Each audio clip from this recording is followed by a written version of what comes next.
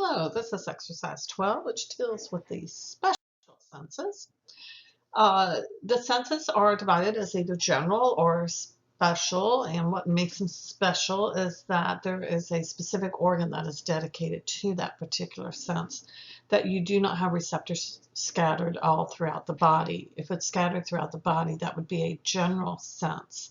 One thing that some people sometimes will confuse is they think touch is a special sense. No, it's not. Touch is a general sense because those receptors are in the hands and the feet and everywhere in between throughout the body. So there's 5 special senses. There's vision, which of course is associated with the eye. Hearing and equilibrium, those receptors that pick up and stimulate for those special senses are both found in the ear. Taste is with the tongue, and then the nose has smell, of course. So we're going to look at each of these specifically and look at where the receptors are and some unique things about those special senses. So the special sense of taste, which is also known as gustation, as we said, those receptors are found on the tongue. There's 5 tastes. There's sweet, salty, sour, bitter, and umami. The taste buds are going to be the receptors. The taste buds, a lot of people think, oh, they're on the tongue. Yes and no. Yes, they're on the tongue, but they are not on the surface. They are below the surface in these little indentations. So in order for you to be able to taste something, it has to be dissolved for it to be able to reach down to those receptors. Another interesting thing about taste is the taste that's bitter. A lot of your natural poisons are bitter, and so as a survival mechanism, a bitter taste tends to trigger your gag reflex. Don't swallow it because if it's a poison, it's going to kill you. So it's something that has evolved as a survival mechanism. Something else to keep in mind about taste is that 80% of taste is actually smell.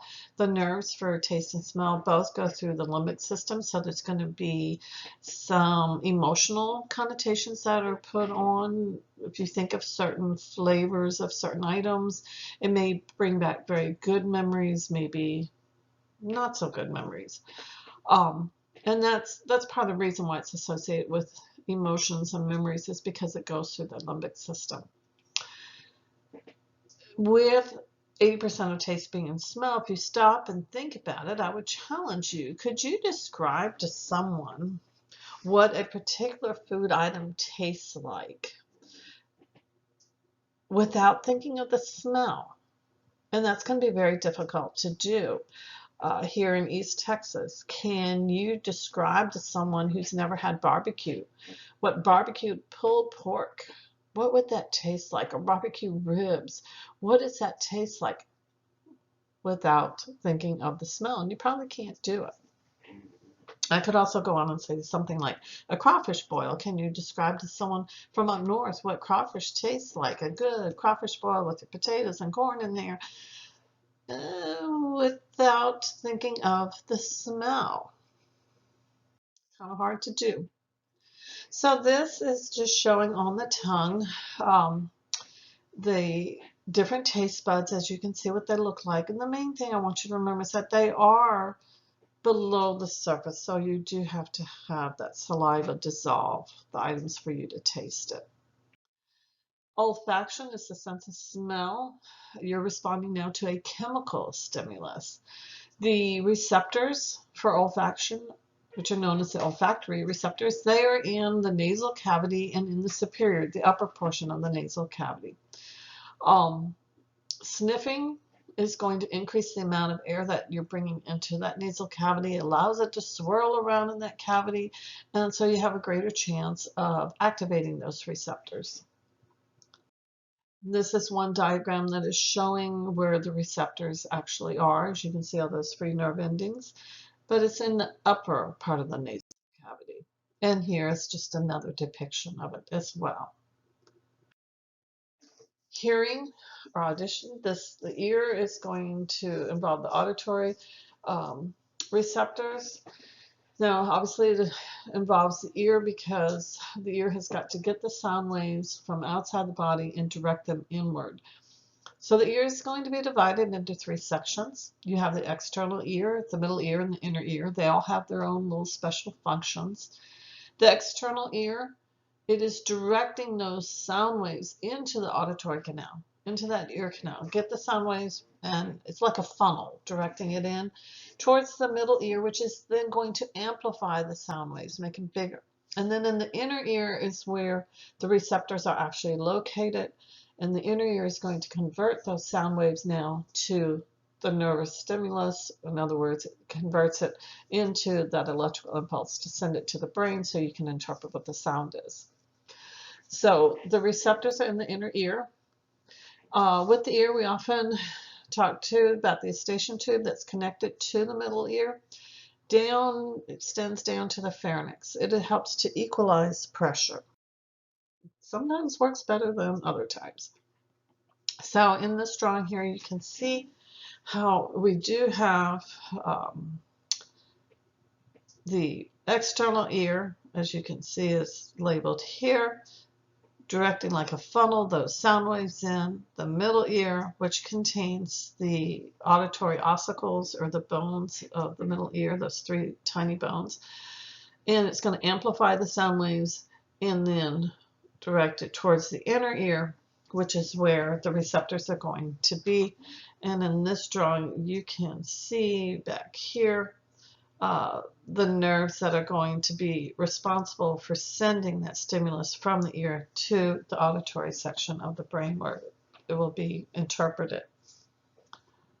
Now the external ear, it's composed of, depending on what book, it has different names. The auricle or the pinna, that's what the part of the ear that you see, that large outer cartilage. The auditory canal directs the sound waves into the middle ear, and then you have the tympanic membrane that's commonly referred to as the eardrum, and that is the division between the external ear and the middle ear. When the sound waves hit that tympanic membrane, it's going to start to vibrate. And then in the middle ear, you're now from the tympanic membrane over to the oval window. So the tympanic membrane gets moving, gets vibrating because of those sound waves, and it's going to trigger the movement of the auditory ossicles. As I mentioned a bit ago, there's three of these bones, the malleus, the incus, and the stapes, and the stapes is connected to the oval window. So when the tympanic membrane moves, it causes the malleus to move, the incus to move, and then the stapes will move, which then causes vibration on the oval window. Now, the middle ear, under ideal situations, should be filled with air and not any kind of fluid. Unfortunately, oftentimes if you have an ear infection, usually it's involving the middle ear and there's fluid in there. So the doctor can use instruments that have light to shine on the tympanic membrane, and you can see whether there's fluid behind it or not. Like I said, there should not be. Unfortunately, for a lot of people, they get ear infection, and it is. Now, the middle ear, as I mentioned a bit ago, has an opening to the eustachian tube, which connects down to the pharynx, so that you can equalize pressure from there. So in this diagram, it's just showing a little bit more enlarged of the middle ear. As you can see, you've got, as what's marked here, the tympanic membrane, and then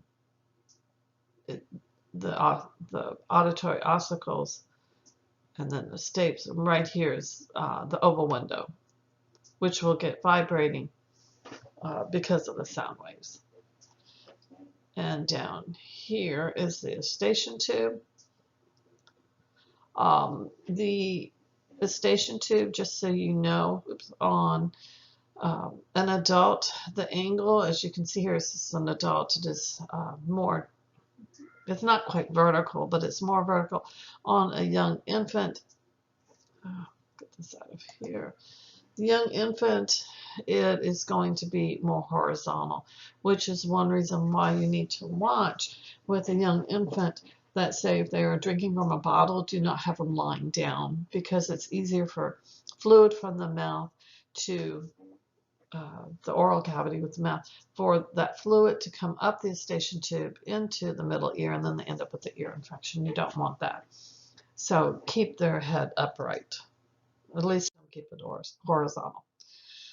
So this is just another depiction showing the three bones of the middle ear. And then the inner ear, this is where the receptors are actually located. And there's several different parts here. There's the cochlea and the vestibule. The vestibule is going to contain the receptors for equilibrium. The cochlea contains receptors for hearing. Specifically, it's the hair cells and what's known as the organs of Corti, which is part of the cochlea. The cochlea is attached to the stapes, so it's on the other side of that oval window. And the bony labyrinth, this refers to canals that they're embedded within the temporal bone. So that's the location of it. So once again, we are seeing, let's see, over here is the oval window. And then the cochlea is what looks kind of like a snail's shell. And then here's the vestibule over here. So you do have the semicircular canals, which are part of the inner ear. They are connected to the vestibule. They can also be involved with helping with equilibrium, as we'll see in a moment. So this diagram is showing sound waves coming through the external ear and being amplified as it goes through the middle ear, and then finally in the inner ear, as you'll see in the next picture. Let me move ahead.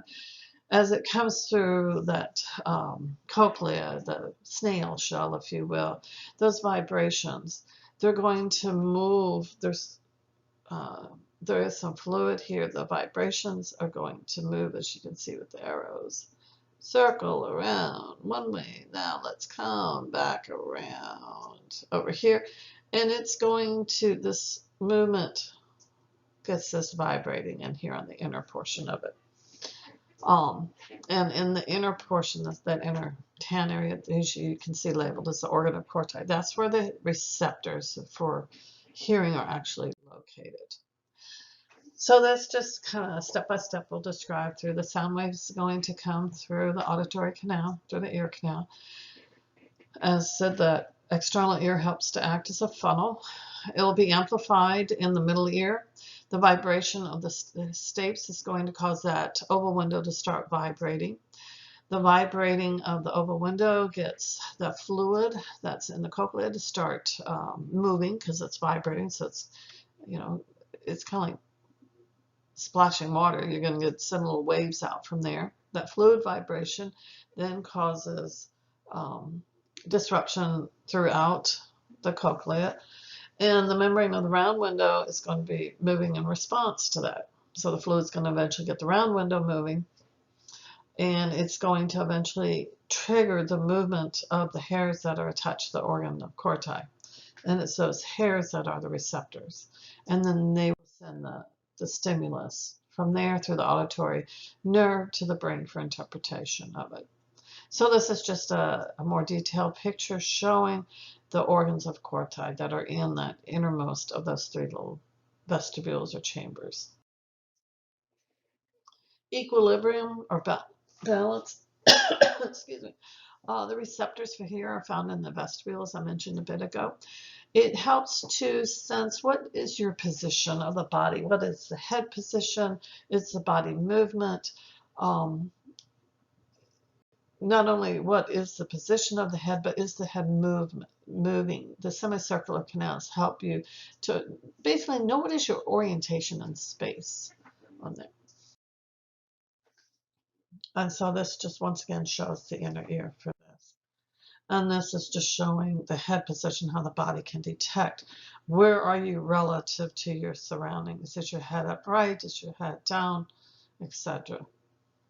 Sometimes when people have issues with vertigo or dizziness, it's because there may be something with the semicircular canals up here that is disrupting and giving you false information as to where you're located.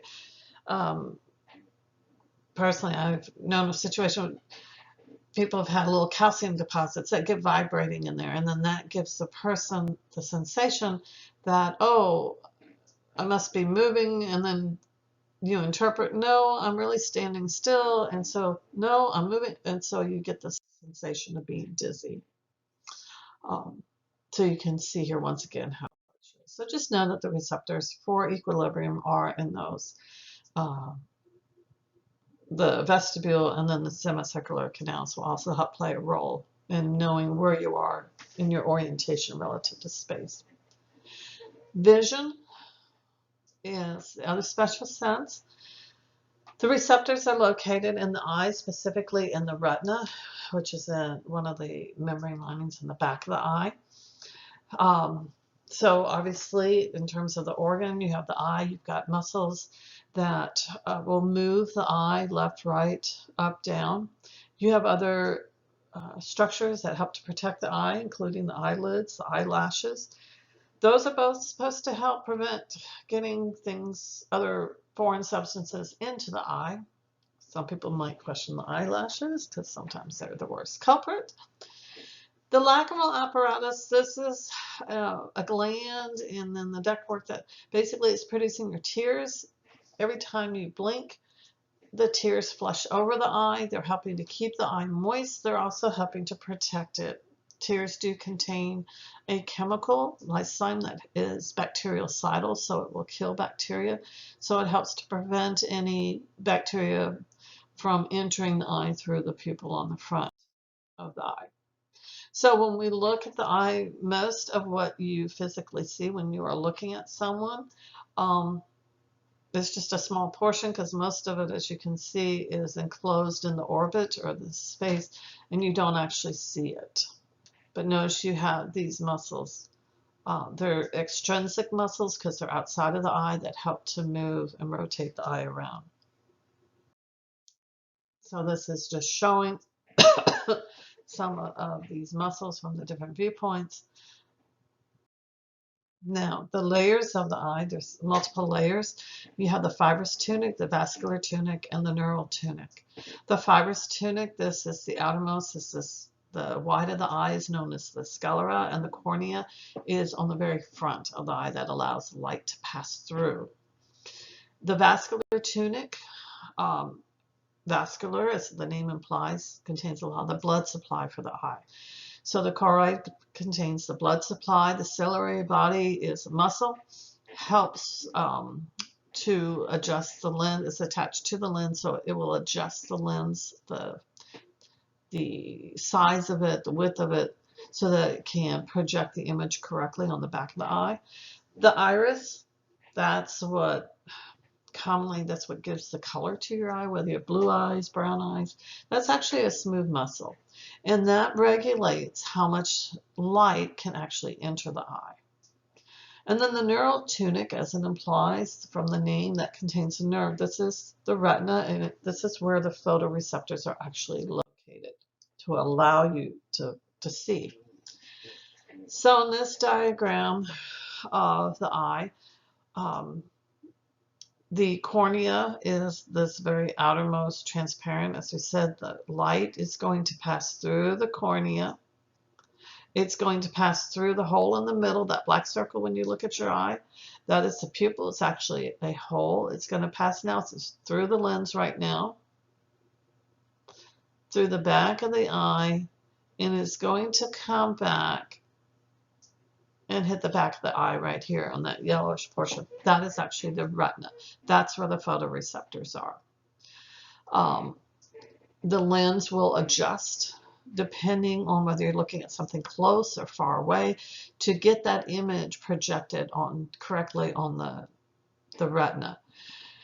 If any of you have vision problems where you wear glasses or contacts, the lenses on the contacts and glasses is adjusting because your lens in the eye is not correctly placing the image where it needs to be. And so your corrective lenses, your glasses, your contacts, is helping basically the lens in your eye to get the image correctly projected where it needs to be.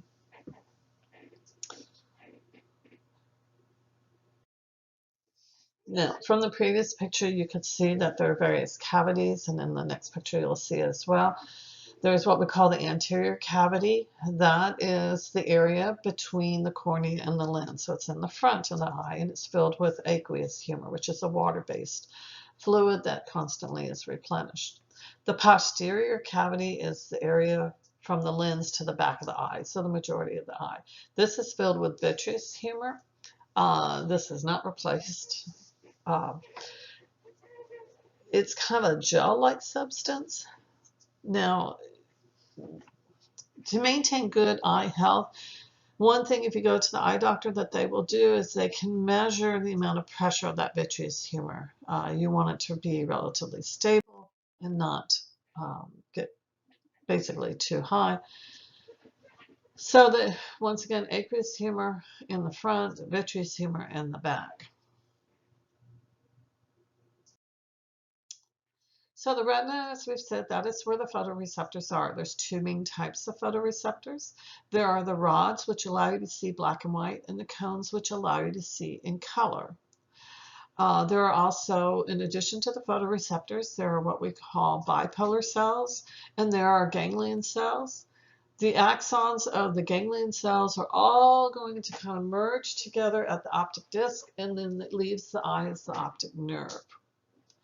The fovea is the exact center of the retina, and the optic disc, this is the blind spot. Why? Because there's no photoreceptors there.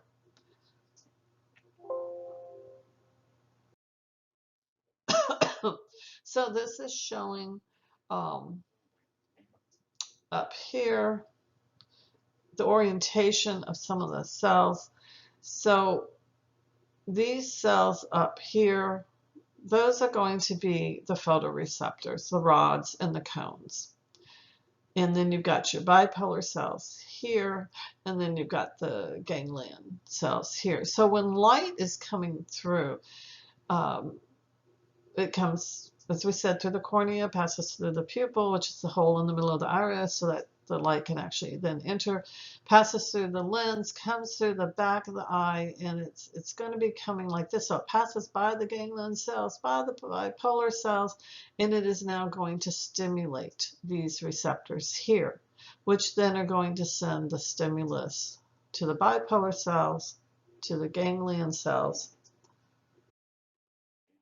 All of this is happening here in the retina. And so the ganglion cells, what's happening, the axons, the ends of those neurons, they're all going to congregate, and they're all going to be moving this way and leaving the eye eventually with the optic nerve. The optic disc, that is this area right here where the optic nerve leaves the eye. And in this region right here, notice there are no photoreceptors here. So that is your quote unquote blind spot, because there's no photoreceptors there to be activated by the light. Fovea is the exact center of the back of the eye. So if you were to come straight back this way, if I can draw a relatively straight line, boom, that's where the fovea is, straight back. So now what happens with those nerves that leave? They all group together, merge together, and leave the eye as the optic nerve. What happens now?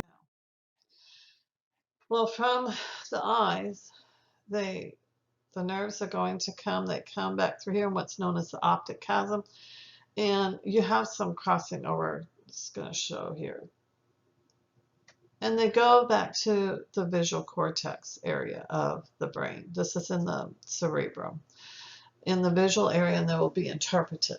Now you'll notice that what happens is you see something from the right eye, you see something from the left eye. Actually, because of physics and the way light waves move, the image that's projected on the back of the eye and the retina is upside down. Your brain knows to, number one, put those two images, the image from the right, the image from the left eye, overlap them, put them together, and then flip it correctly when, in terms of interpretation, when you determine, okay, what is this that I'm seeing? Because the right eye and the left eye are not necessarily looking at exactly the same distance, you do have some depth perception. So that is a little bit briefly as to what is occurring with the special senses. Remember, they're special senses because there are special organs in one location that have those receptors. They're not spread out through the entire body. Keep in mind also that for the eye, if you wish, there are Blackboard. I do have some videos on there of some eye dissections, which you are more than welcome to look at.